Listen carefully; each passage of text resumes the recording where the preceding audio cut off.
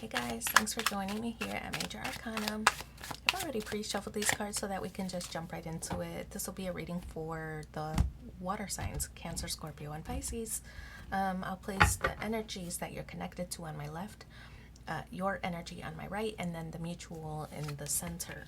So for the one that you're connected to or thinking about, we have the Lover's card, the Five of Swords, and the Three of Coins. On your side, we have the Eight of Swords, the Queen of Coins, and the Ace of Cups. We also have the Chariot card and the Four of Wands. Okay, so the Lover's card represents could be Libra energy, could also be Taurus. We have the Five of Swords here representing Aquarius energy. The Three of Coins could be Capricorn. We have the Eight of Swords, Gemini energy. We have the Queen of Coins, Capricorn, Taurus, Virgo. The Ace of Cups, Cancer, Scorpio, Pisces. The Chariot, Cancer energy. And the Four of Wands, Aries energy. Maybe that means something to you or maybe not. But we do have the Lover's card here, which represents that the connection that I'll say the connection that you're thinking about, whether it's romantic or professional or family or a friend or whatever it is that you're connected to. The Lover's card represents a focus on the relationship, and I feel like making it like the best that it could be, the best connection it could be, a best friend, a best partnership, a best romantic partner, whatever it is. Their focus is making it on the best, wanting to I feel like convince you, like they want to convince you that it's the best. Okay. The Five of Swords, though, in the position of how they view you. The Five of Swords, it's kind of coming in after the three and after the four. So it does represent some kind of conflict, right? We know that the Three of Swords represents some kind of heartbreak. The Four of Swords represents some kind of healing. The Five of Swords represents, still maybe a lack of trust in a situation. So I feel that they're trying to convince you that things are better, or that you won't have to experience hardships anymore. I feel like if it's a romantic situation of which maybe they cheated on you in the past, right? And then you had to go through a healing process, a healing phase. But I feel like this Five of Swords is kind of still that energy of, even though I'm getting over it, right? You've started the healing process. I still don't trust fully. And so I kind of feel like that's what I was talking about with the Lover's card, is like that they're trying to convince you that things are good, that maybe that they're trustworthy, that they want to communicate to you that they won't hurt you again. But the Three of Coins here, it does represent, working together.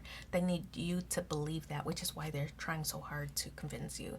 So working together to achieve the similar results or similar goals. It seems like, I don't know, you might not be so easy to convince, and that might be a struggle that you two are experiencing. That they really want to convince you, but you're just I don't know, a little bit reluctant. We have the Eight of Swords. You know what? Even though the Three of Swords is not really appearing here, to me, I kind of still feel like it's a untrustworthy situation, that perhaps there were some infidelities in the past, and the Eight of Swords is like, I don't trust them, but I still love them. So stuck in your head in a situation. The Eight of Swords oftentimes I think of as a self-imposed like prison. You're all up in your head overthinking situations. I feel like trust your instincts.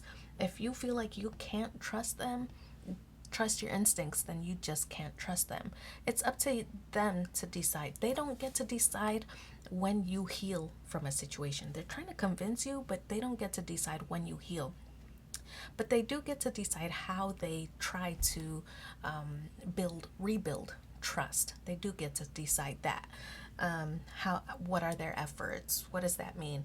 Does it mean that, you know, they, I don't know, invite you to certain outings where you question the people that they're going to be around? Or maybe it means that, you know, if you two have plans to do something, that they keep those plans and don't schedule. How are they going to rebuild trust? Right? That's up to them to get creative, and, you know, to make you comfortable again. That's kind of what is probably required in order to rebuild the trust. The Queen of Coins, how you view this person. The Queen of Coins is like, you know, an abundant energy. Could be that, okay, so you view them as abundant.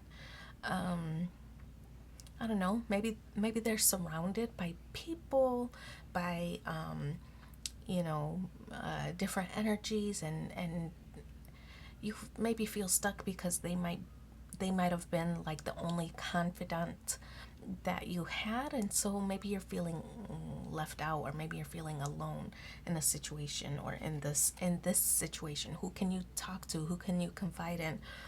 So you're viewing them as abundant, like they have all the resources, they have all these friends, they have all the connections to confide in, but what do you have? You put all your energy into this situation, which I feel is why you feel so like anxious about it.